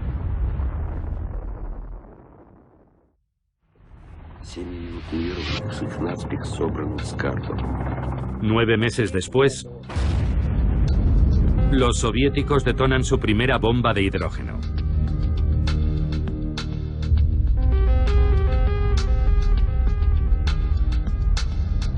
Es menos potente que la bomba H americana, pero es lo bastante pequeña como para poder ser lanzada desde un avión.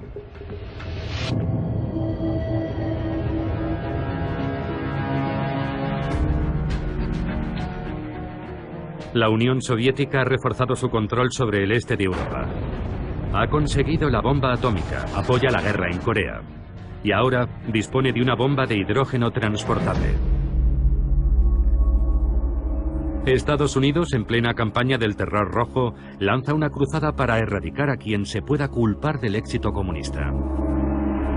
En ese clima de miedo y de sospechas, Robert Oppenheimer está a punto de convertirse en el objetivo, la víctima de Louis Strauss.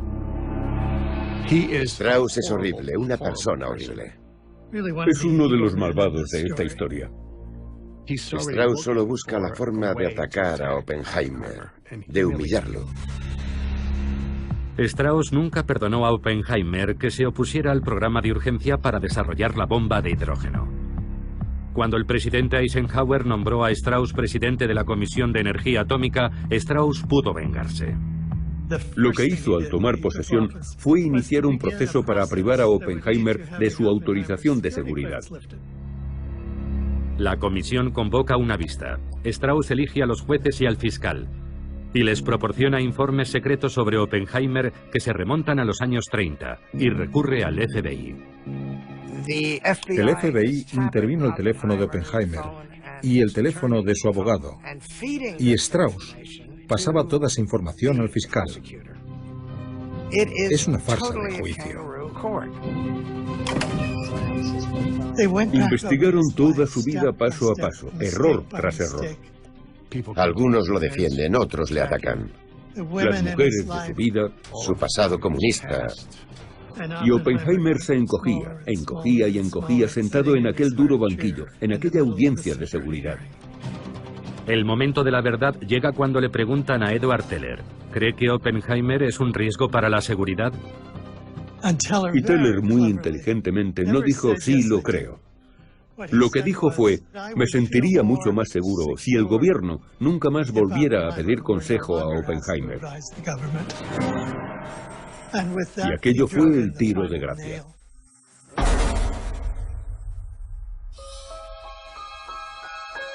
El padre de la bomba atómica es despojado de su autorización de seguridad y expulsado del gobierno para siempre. Era la época de la caza de brujas. A mí me pareció repugnante, francamente. Consiguieron justo lo que sus enemigos querían conseguir. Aquello le destrozó. Lo mató espiritualmente. Pero Teller tuvo que pagar un precio. El odio hacia Edward era tan denso que podía cortarse con un cuchillo. Creo que los colaboradores más próximos a Edward, al menos en Los Álamos, le despreciaron por ello el resto de su vida.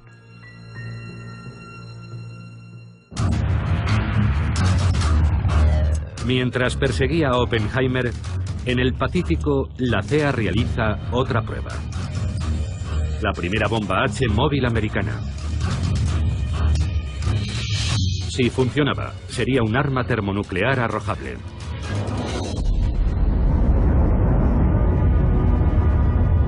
El 1 de marzo de 1954 queda demostrado que la bomba sin duda funciona, aunque demasiado bien. Debido a un error de diseño, es el doble de potente de lo calculado. 15 megatones, el equivalente a 15 millones de toneladas de TNT. Aproximadamente 1000 veces más potente que Little Boy. Es una bomba gigantesca. El hongo atómico alcanza los 25.000 metros de altura, esparciendo su radiactividad por la atmósfera. La lluvia radiactiva contamina islas habitadas y un barco pesquero japonés, irónicamente llamado Dragón Afortunado. Uno de los pescadores japoneses muere. Más de 200 isleños enferman. La prueba secreta se convierte en un incidente internacional por la lluvia radiactiva. Llamó la atención de la opinión pública mundial sobre las pruebas nucleares atmosféricas. ¿Deben realizarse esas pruebas? Cuando se hace, los vientos arrastran la radiactividad, exponiendo a todo el mundo a la radiación. La increíble potencia de la bomba H demuestra la futilidad de la defensa civil. La preocupación antes de la bomba de hidrógeno era, ¿podemos protegernos? Lo que demuestran las pruebas con bombas de hidrógeno es que tal vez no exista defensa posible, salvo huir. Se calcula que en Nueva York morirían más de 4 millones.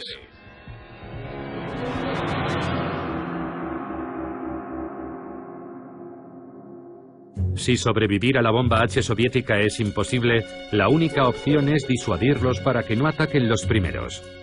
El presidente Eisenhower crea una nueva política.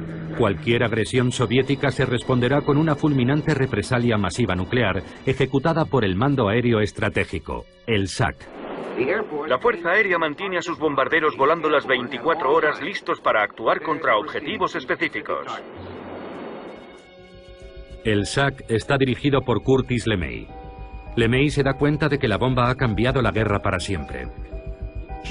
LeMay comprendió enseguida que las guerras durarían días o incluso horas, y que la anticipación era vital. LeMay planea un primer ataque masivo sobre la Unión Soviética al que llamó golpe de gracia. Listos para actuar en cualquier momento, sus equipos realizan simulacros constantes.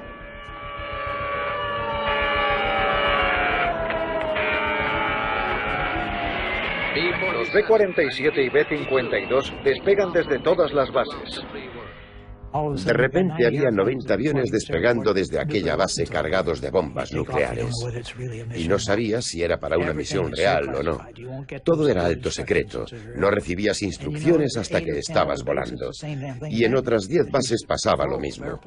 Los aviones se dirigían a la Unión Soviética y a menos que la Unión Soviética se retirara de inmediato, no había vuelta atrás.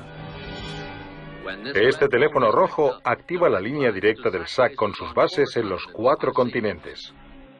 La represalia masiva supuso que la defensa estuviera controlada cada vez más por la Fuerza Aérea. La Fuerza Aérea controlaba el 47% del presupuesto nacional de defensa, y la Marina y el Ejército empezaron a pensar, será mejor que consigamos también bombas atómicas. La competencia entre los diferentes cuerpos hace que el arsenal nuclear americano crezca y se diversifique. El laboratorio de Los Álamos estaba feliz de hacerlo y los militares de pagarlo. Pedían algo y respondían, sin problemas. Las armas nucleares eran contempladas como armamento convencional. ¿Cuántos tipos podemos fabricar? Bombas grandes, pequeñas, ojivas grandes, pequeñas. Artillería nuclear para el ejército de tierra. Incluso mochilas nucleares individuales. Una forma de evitar que 1000 tanques soviéticos invadieran Alemania. Un artefacto nuclear será detonado aquí 26 minutos antes del ataque.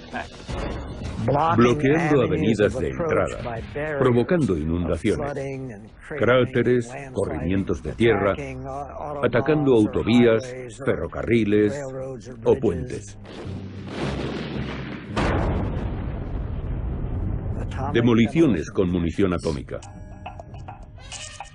Al final, la presión por hacer una versión nuclear de cualquier cosa termina descontrolándose. Había un bazooka nuclear que probablemente era merecedor del premio a la idea más ridícula. La detonación es perfecta, liberando su letal radiación. Algunos físicos dijeron que se podía fabricar una granada de mano nuclear. El único problema era encontrar a alguien lo bastante estúpido para lanzarla. Así llega a su apogeo el arsenal atómico americano. En 1947 teníamos un arsenal de 13 bombas. En 1953 supera las 1100. A finales de los 60 teníamos más de 31.000 armas nucleares, de 36 tipos diferentes. Yo me preguntaba, ¿de verdad se necesita todo esto? Creo que la mayoría de los militares pensaba que sí. Y creo que la principal razón era política. Ya sabes, tenemos más que tú.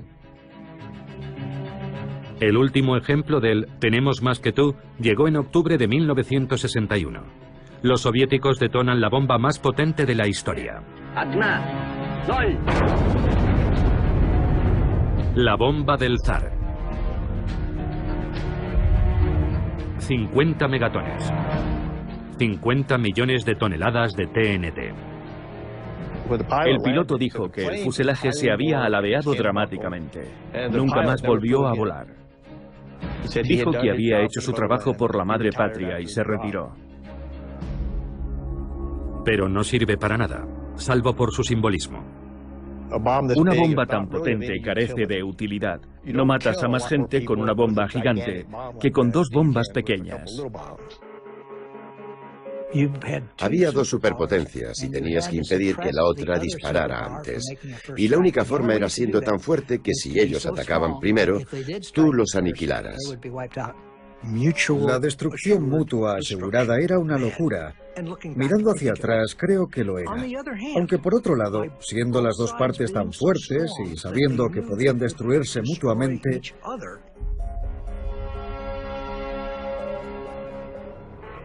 se mantuvo la paz. Hasta que estuvo a punto de romperse. En octubre de 1962, el líder soviético Nikita Khrushchev ve la oportunidad de asestar un audaz golpe en el patio trasero de Estados Unidos. Khrushchev decide desplegar misiles en Cuba para alterar el equilibrio de poder. Todavía hoy siguen apareciendo nuevos detalles sobre el juego estratégico de Khrushchev. Aún no conocemos todos los detalles, pero no eran solo los misiles. Los soviéticos planeaban crear una enorme base militar en Cuba, la base militar soviética más grande del mundo. Khrushchev pretendía cambiar por completo el mapa de la Guerra Fría, radicalmente, sin precedentes. Pero para lograrlo, Khrushchev tenía que hacerlo en secreto. Si Estados Unidos descubría que los misiles iban a Cuba, se lo impediría. Y casi lo consigue. Pero antes de que los soviéticos puedan completar su despliegue, un avión espía estadounidense descubre el plan. El enfrentamiento comienza con un discurso. Eran casi las 9 de la noche cuando anunciaron que el presidente iba a dirigirse a la nación. Buenas noches, conciudadanos. Este gobierno ha mantenido la más estrecha vigilancia sobre el despliegue militar soviético en la isla de Cuba. Y mi padre me dijo, creo que han descubierto los misiles. El despliegue de una serie de misiles ofensivos se prepara ahora en esa isla prisionera. Los soviéticos estaban muy preocupados porque esperaban que Kennedy anunciara no solo el bloqueo, sino también la invasión de Cuba. La posibilidad de una auténtica guerra nuclear era muy alta. Y suponía el fin del mundo. Será nuestra política considerar cualquier ataque nuclear lanzado desde Cuba contra cualquier nación en el hemisferio occidental como un ataque contra Estados Unidos merecedor de una respuesta contundente contra la Unión Soviética. Una respuesta contundente de represalia contra la Unión Soviética. Yo sabía lo que eso significaba y cuáles serían sus consecuencias. Consideramos bombardearos con armas atómicas. Ver al presidente de Estados Unidos en la televisión nacional diciéndole al mundo que eso podía pasar capta la atención del público. En la sede de Naciones Unidas, la crisis cubana es el único tema de discusión. El problema al que se enfrenta el Consejo de Seguridad es grave. Mientras Kennedy piensa en invadir Cuba, telefonea al expresidente y general Dwight Eisenhower en busca de consejo. General, ¿qué posibilidad hay de que disparen esas cosas si invadimos Cuba? No creo que lo hagan. ¿No lo cree? ¿Entonces correría ese riesgo? Algo podría hacer que esa gente disparara, pero no creo que sea eso. Ya. Bien. Pero yo siempre diría, mantenga a su gente muy alerta. Sí. Está bien. Kennedy no tenía ni idea de que las armas tácticas nucleares ya estaban en Cuba. Los rusos pensaban, bueno, si los americanos invaden Cuba, entonces tendremos que usar nuestras armas tácticas nucleares para rechazarlos. Puede incluso que armas nucleares de alcance medio. Los oficiales de misiles en Cuba tenían la autorización de la Unión Soviética para lanzar sus misiles antes que permitir que los destruyeran. Imaginemos que los marines desembarcan en las playas de Cuba y son recibidos con una lluvia de armas tácticas nucleares.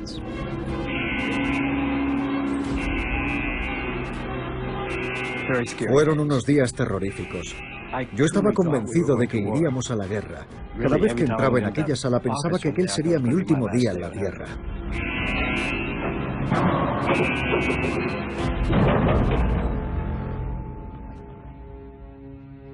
Al final, tanto Kennedy como Khrushchev miraron fijamente al abismo nuclear y dieron un paso atrás. Los dos líderes tomaron el control de la crisis y decidieron: no empezaremos esta guerra. Intentaremos resolver esto con la diplomacia. Es una verdadera historia de aprendizaje cuando se dan cuenta de cuáles serían las consecuencias. Khrushchev cambió totalmente su posición, de forma radical, muy rápidamente. Khrushchev retira los misiles. A cambio, Kennedy accede a retirar en secreto los misiles desplegados en las fronteras con la Unión Soviética. La crisis de los misiles de Cuba fue un momento mucho más crítico de lo que la gente cree actualmente. Los dos lados se comportaron de una forma temeraria, muy temeraria. Pero cuando vieron el peligro real, ambos hicieron concesiones y fueron muy razonables. Puede decirse incluso que con la crisis de los misiles comenzó el proceso de control de armas. El presidente de Estados Unidos firmará ahora los instrumentos de control de este tratado. 9 meses después de la crisis de los misiles, Estados Unidos, la Unión Soviética y Gran Bretaña firman el primer tratado de prohibición de ensayos nucleares. Se prohíbe las pruebas con detonaciones atmosféricas en el espacio y submarinas. Y un año después se establece la primera línea directa entre Washington y Moscú.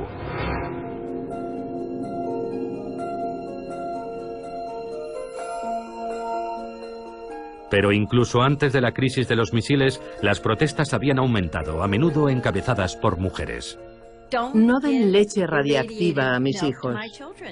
Hacen pruebas atómicas. El viento lleva la radiación hasta los campos donde pastan las vacas y después cogen su leche y se la dan a nuestros hijos. No pueden seguir haciéndolo.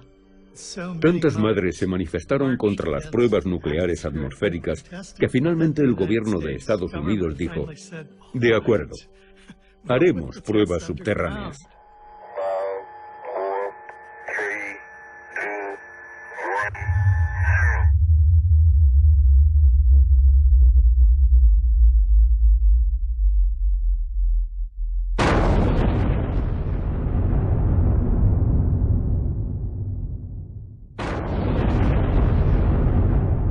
Las pruebas nucleares subterráneas mostraban el uso potencial de la bomba para cambiar el paisaje masivamente.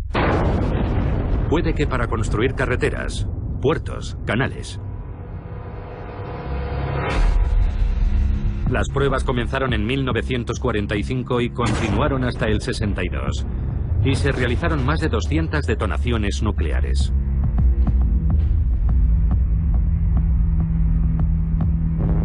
Ya subterráneas, se realizaron 800 pruebas más, hasta que en 1992 Estados Unidos decide terminar con todas las pruebas. Pero los ensayos subterráneos solo fueron el primer paso. Libros y películas comenzaban a explorar lo que sería una guerra nuclear y el día después. Dramas lúgubres como La hora final, Punto límite, La oscura sátira, Teléfono rojo, Volamos hacia Moscú, o No Nukes, un documental sobre el concierto y la manifestación. El día después, una película para la televisión que vieron 100 millones de espectadores se convirtió en un auténtico acontecimiento cultural. Y Juegos de guerra, que alerta de que el único movimiento ganador en la guerra nuclear es no jugar. Lentamente pero con firmeza, el público dirige a sus líderes. Lo que comenzó en 1963 con el primer tratado de prohibición de ensayos nucleares condujo a otros acuerdos, intentos de frenar la escalada de armas nucleares. En 1986, Ronald Reagan es presidente de Estados Unidos, George Shultz, su secretario de Estado. En octubre, Reagan se reúne con el líder soviético Mikhail Gorbachev en Reykjavik, y algo extraordinario sucede. El presidente Reagan estaba sentado en un extremo de la mesa y yo a su lado. Gorbachev estaba en el otro extremo con Shevardnadze y hablamos de eliminar las armas nucleares. Reagan y Gorbachev, de una forma espontánea e improvisada, dieron el paso más importante para alcanzar un pacto entre las dos superpotencias y desnuclearizar lo que se había hecho hasta entonces y lo que llegaría después. Fue un momento espectacular en el que los presidentes de dos superpotencias enemigas de repente encuentran un punto común, un deseo común. Pero ese deseo compartido, liberarse de la bomba, resulta imposible. El principal escollo es una nueva tecnología estadounidense. La Guerra de las Galaxias, promovida por Edward Teller. Era una tecnología que los soviéticos no tenían, y ellos pensaron que podría usarse para imposibilitar que los soviéticos tuvieran una fuerza nuclear disuasiva. Y Gorbachev no pudo aceptar eso. La Guerra Fría llegaba a su fin.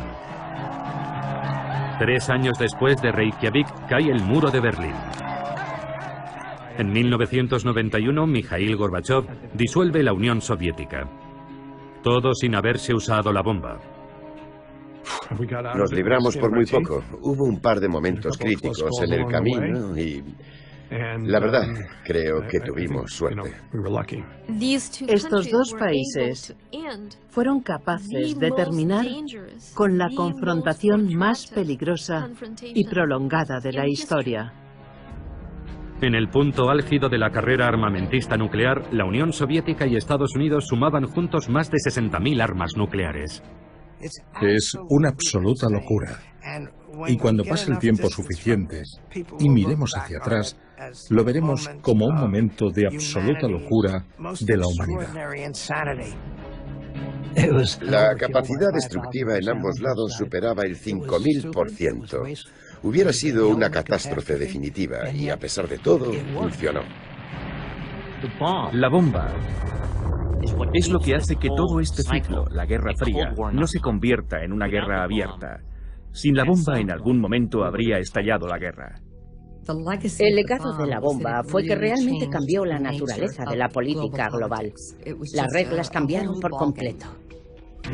La bomba obligó a los políticos a comprender que no se podía ganar la guerra. Porque si empezabas la guerra, podías perder más de lo que podías ganar. Hoy, además de Estados Unidos y Rusia, 6 naciones más tienen la bomba, además de Sudáfrica, que la tuvo y renunció a ella, e Israel, que no ha confirmado ni negado tenerla. No tenemos control sobre ellas ni sobre lo que pueden hacer con ellas. Los más alarmantes son India y Pakistán.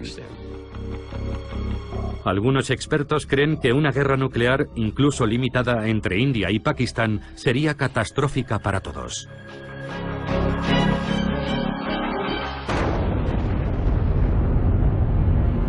Las ciudades arrasadas generarían una nube tóxica tan grande que habría una especie de invierno nuclear en todo el mundo, provocando una bajada de la temperatura global que causaría una catástrofe agrícola mundial. 2.000 millones de seres humanos morirían de hambre. La gente no entiende el peligro. No entiende que la probabilidad de que eso ocurra es realmente elevada y no comprende su magnitud. Hace 70 años, unos cuantos garabatos en una pizarra abrieron la puerta a una nueva realidad. Decisiones fatídicas pusieron al mundo en el camino de las armas nucleares. Yo no me siento culpable por ello. En mi opinión, si no lo hubiéramos hecho nosotros, otros lo hubieran hecho. Y lo hubieran hecho con nosotros en cualquier caso. No hay vuelta atrás. El conocimiento de cómo podemos destruirnos a nosotros mismos está aquí para quedarse. Y nuestra tarea es aprender a vivir con eso. Creo que lo que debe darnos esperanzas es que en todas estas décadas, desde 1945, nunca se ha lanzado una bomba por ira, en ninguna parte del mundo. Hemos logrado de alguna manera mantener el dedo alejado del botón, y esperemos que se continúe así.